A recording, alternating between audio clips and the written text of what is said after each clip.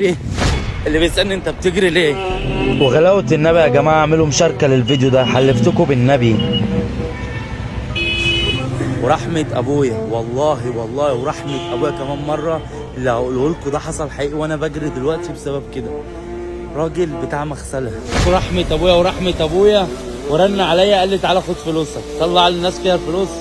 والله العظيم كنت ناسيهم، والله اللي احسن من الدنيا حياة ربنا كنت ناسيهم. والراجل ده رن عليا بتاع مغسله كان بيغسل العربيه، قال لي تعالى خد فلوسك. شايفين لسه في فلوس كتير. فلوس قد ايه؟ طب ده اقول له ايه بقى؟ يعني الفلوس دي كلها كنت ناسيها تحت العربيه تحت الكرسي، والراجل رن عليا قال لي هاخد فلوسك. يعني انت منين؟ منين؟ حواوشه دي فين دي؟ بعد مين الصندوق. انت راجل عظيم، انت راجل جميل والله العظيم. طب ليه ما فكرتش ان انت تاخدهم؟ طيب انا عندي بنات عايز اربيهم بالحلال.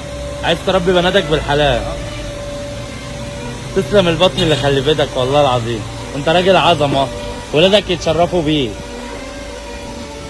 جنيه بالحلال ولا ألف بالحرام. شايفين الفلوس دي كلها رجعها لي الراجل البركه ده، وما رضاش يقبل جنيه على نفسه. سبحان الله سبحان الله يا رب. ورحمة ابويا ولا اعرفه ولا يعرفني ولا عمري شفته الا دلوقتي، واول مرة اخد رقم حد وانا بغسل العربية. يعني مش عارف اقول له ايه.